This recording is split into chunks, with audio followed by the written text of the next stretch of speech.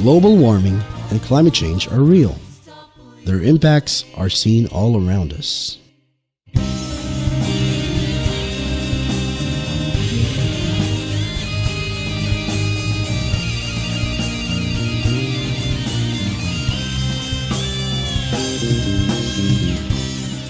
The Philippines, being located along the Ring of Fire and in the typhoon belt of the large Pacific Ocean, has suffered from enormous numbers of disasters brought by typhoons like Ondoy or Ketsana, Sendo or Washi, Pablo or Bofa, and the super typhoon Yolanda or Haiyan, and other natural disasters.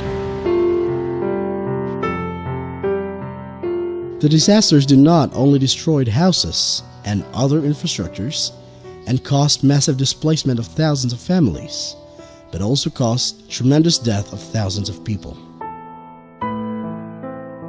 The Philippine government has now acknowledged these facts.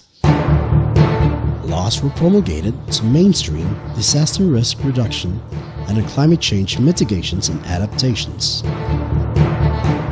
These laws are good, but they remain good on paper only, unless they are enforced.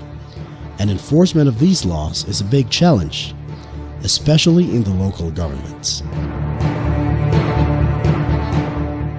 That is why a project entitled Promoting Risk-Sensitive Shelter Planning was implemented by the Alternative Planning Initiatives, or ALTERPLAN, and the Danish International Human Settlement Service, or DIB, in partnership with the local people's organizations, NGOs, and local government units.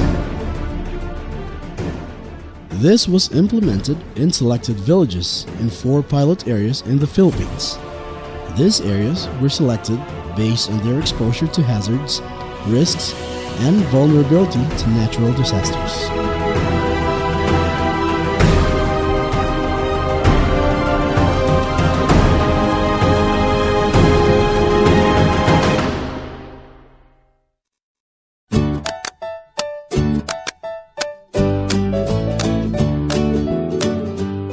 The project advocated a grassroots planning process which involved participatory situational analysis pertaining to its local area's physical, cultural, environmental, and socioeconomic conditions, and is aimed at producing a disaster risk-sensitive shelter plan at the village level.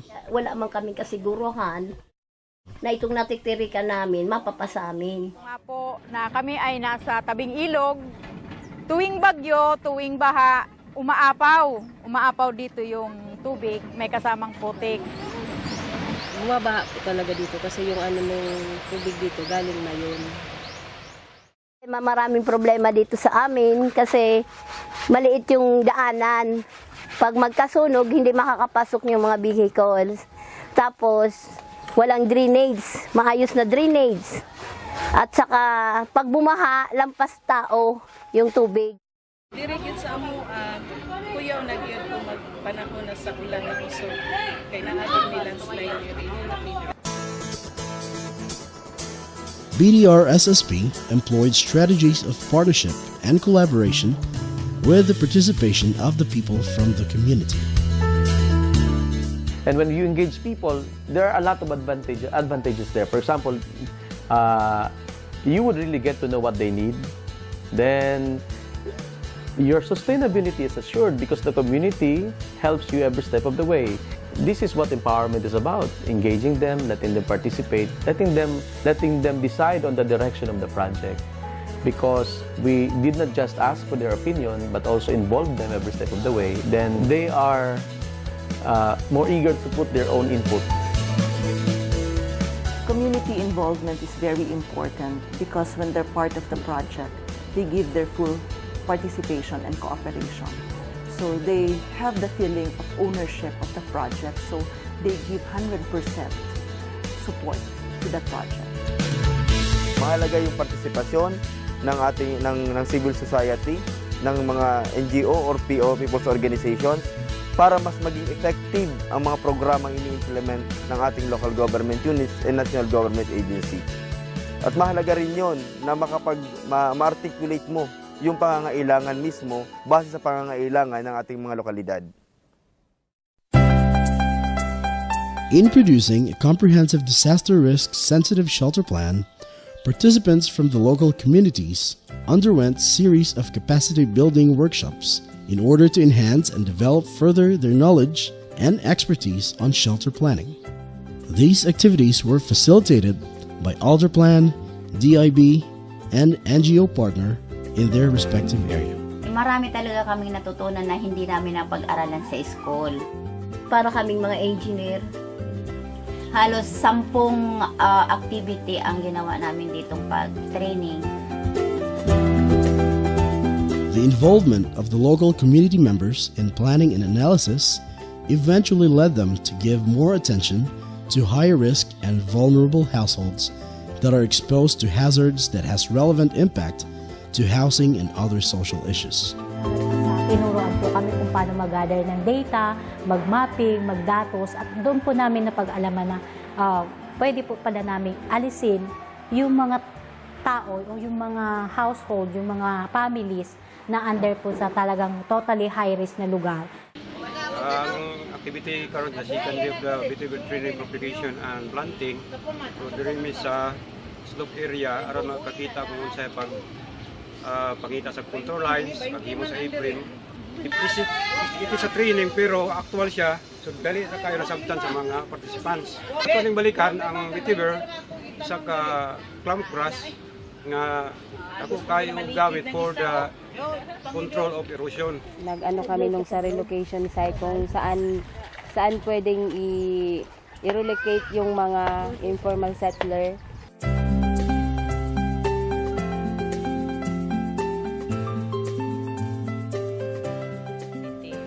Nagtanaw mi karon diri og vetiver grass para pag-protect sa suba nga ang suba nga dili mo dako og ayo kay ang yuta na hurot na gyud og kanang kankan sa tubig na mas maayo nga nakatanom mi karon diri og vetiver para dili na jud siya mo dili na mahurot ang yuta og kaon sa tubig. Inaot ta pod nga sa tanan nga nakadungog ani maghimusab sila og kaning pagtanom usab sa mga sagbot nga vetiver grass para protektar sa kayutaan. Itong kabahayan na ito, talagang danger zone na talaga sila. Sila yung dapat kauna-unahang lagyan ng protection o flood control protection kasi malapit sa ilog. Finally, a disaster risk sensitive shelter plan designed to lessen the exposure to hazard was made by each pilot area.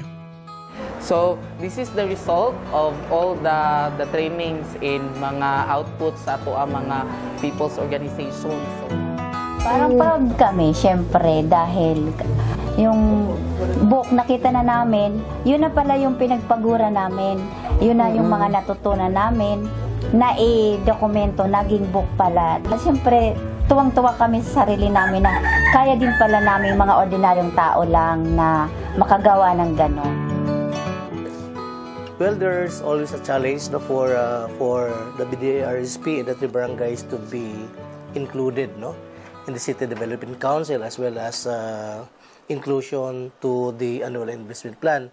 Actually, nahatag na naman sa barangay na siya ordinance and also a resolution. Kay daghan man pud may na come up nga mga solusyon. And gikan gina siya dari sa ato ang nabuhat nga output gikan sa atong mga tawo. The BDRSP is actually a document from the community that spells out the different shelter plans, and one of the purpose in having these documents is for the BDRSP to be included in the annual investment plan as well as in the city land use plan, because the data and information contained in the BDRSP are actually the data and information that are needed for the barangays to be included in the annual investment plan.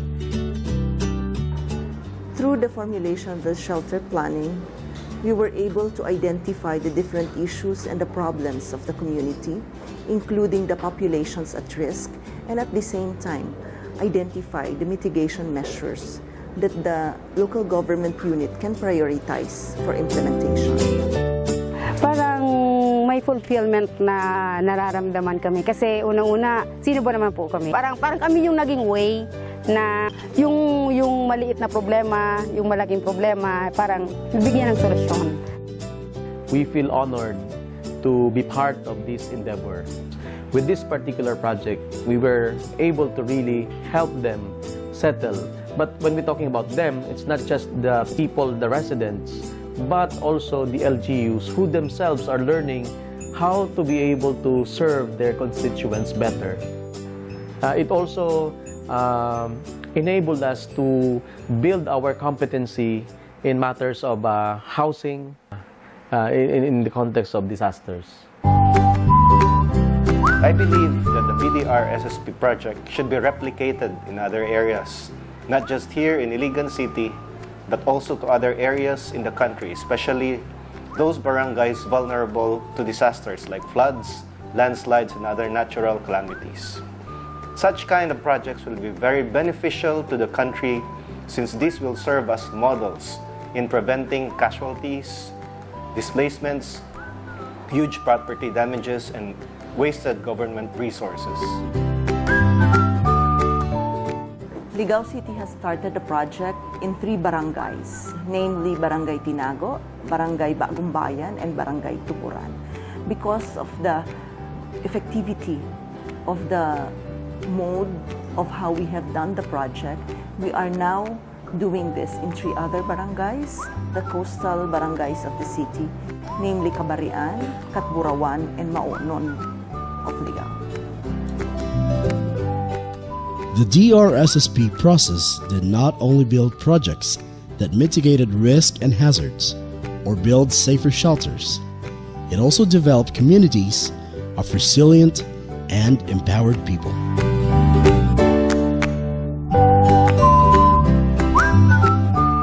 Indeed, the synergy of the DRSSP project partners demonstrated a milestone of a democratic, relevant, and effective governance.